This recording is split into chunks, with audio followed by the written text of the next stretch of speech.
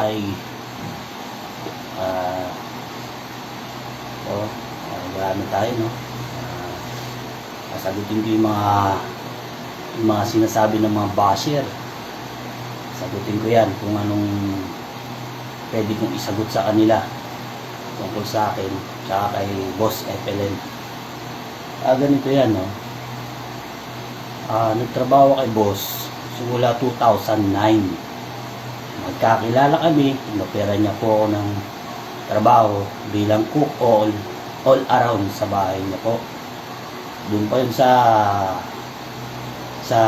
GMA Cavite, sa inuupahan niya doon kay Ma'am Paes. Eto masasabi ko naman sa mga basher, lalong-lalo na sa mga nag-aalok sa akin na pinipm pa ako, ibahin niyo po ako. Hindi po lahat ng tao makukuha niyo sa pera. Hindi po lahat ng tao madali niyong kunin. Ibahin niyo po ako. Papaliwanag ko po bakit sabihin sa inyo ibahin niyo po ako.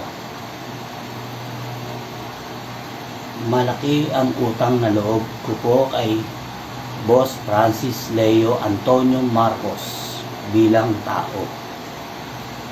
Hindi po mababayaran ng pera. Minsan natatawa na nga lang ako ino-opera pa ako, umalis lang daw ako, 100,000, gigikas na agad. Grabe naman kayo. Ganun na ba kayo ka-desperado? Magawa pa kayo ng ibang account, ipipm ako. Ito masasabi ko sa inyo, mapapagod lang kayo sa akin. Hindi ninyo alam ang pinagsamahan namin ni Boss Francis Leo Antonio Marcos. Hindi nababayaran ng pera.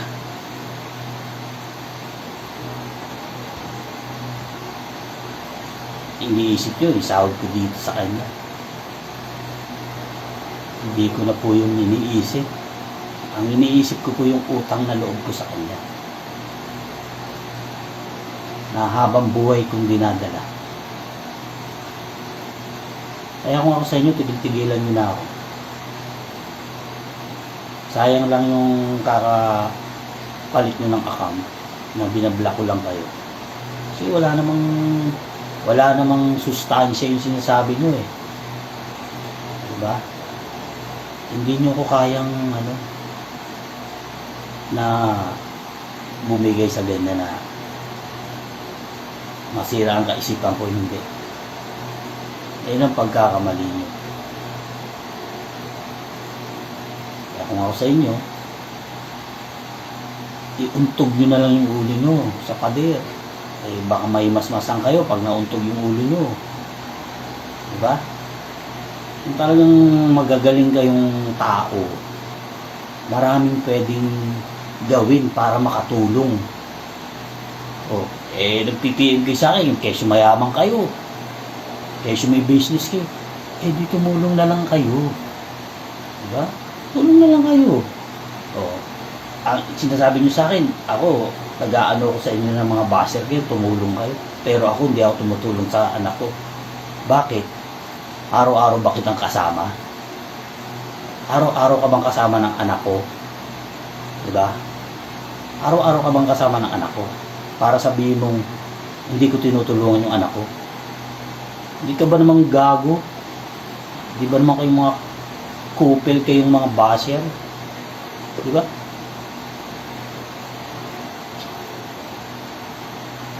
Kung hindi ako tumutulong sa anak ko, di sana noon pa mayaman na ako. Mayaman na ako noon pa. Pero hindi ko kaya Hinahati-hati ko pa rin Hinahati-hati ko pa rin yung nagiging pera ko Alam naman nila yan. Kahit yung in-interview ni Makagago, alam naman nila yan.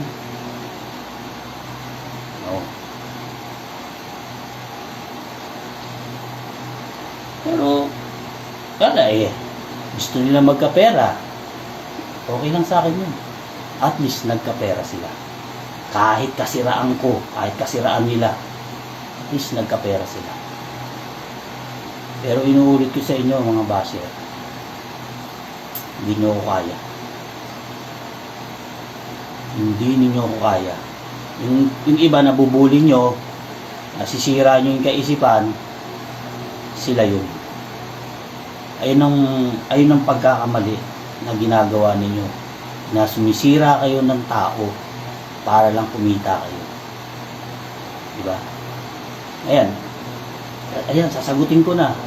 Bakit ako, sabi nyo, lagi ako nakadikit o hindi ako makaalis-alis? Kesyo, ang yung sinasabi, no? Siguro,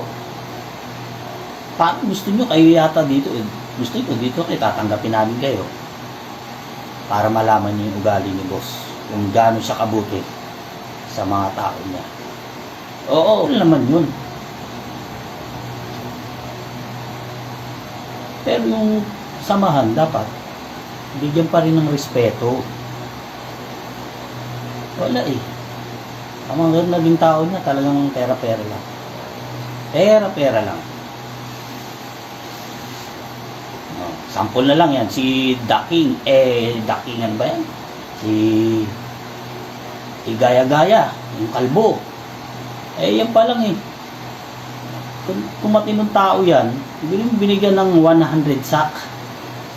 Anong ginawa? Kinilo-kilo. Kitang-kita nyo naman sa video, per kilo-kilo yung binibigay niya. Diba? Sino kaya scammer? Diba?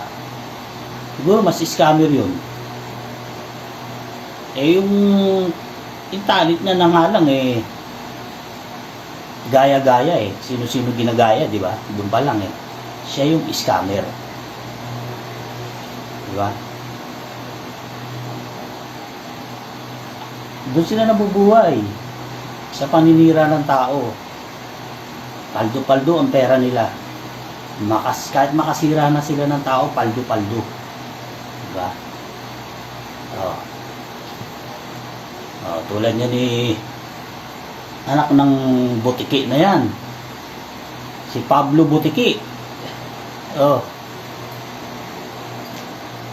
Puta. Oy, Pablo Butiki. Kung kasi magpahinga ka na, hirap na mag-live eh. Diba? Yung mga salita mo, alata na eh. Alata na namimera ka na lang. Na ginagamit mo na lang yung pangalan ni boss. Hindi kayo naiya. Ang kakapal naman ng mukha nyo, gamitin yung pangalan ng tao para lang kumita kayo. No? Grabe, no? Kung kayo, sabagay, nababayaran kasi kayo eh. Siguro mga 50,000. Kahit yung kaluluwa nyo, ibibigay nyo eh. No? Grabe kayo mag-live. Talagang parang kayo yung matino. Kami yung masama. Sige, okay lang. Kayo na yung matino, kami na yung masama. Pero alam nyo sa sarili nyo yan. Diba? Alam nyo yan. Kasi kung kami, nakatulad nyo, mag-i-edit din kami ng katulad ng mga mukha nyo. Ikaw, kahit di ka na-edit eh. Kulang na lang sa'yo. Alam, sa totoo lang, 3 bulati na lang hindi napirma sa'yo. Pablo Butiki. 3 bulati na lang. Sa'yo magpahinga ka na. Nagkapera ka na noon eh. Gusto mo magkapera ka na naman ngayon? Diba? Okay, ganito na lang, no? Baka sabihin ng mga basher gumagawa ako ng kwento. Ang akin lang, ito lang, no? Tigil-tigilan nyo na ako. Kesyo 100,000 papasahod nyo, di sa inyo na lang. Kumuha na lang kayong katulad nyo. Ibayin nyo ako. Iba na lang, kuha na lang kayo ng katulad nyo. Total, sikat nyo na naman ako. Baka mag-vlog na rin ako. Baka mag-vlogger na rin ako. Eh, siguro yun, pag naging boom yung pagbablog ko, malamang makakatulong ako. Hindi katulad ninyo, naninira kayo ng tao para magkapera. Diba? Puro kayo scammer. Eh, kayo mga scammer eh. Diba? Pagtapos yung grabe kayo. Pagtapos yung gamitin yung pangalan ng tao, puta. Hindi kayo nahiya.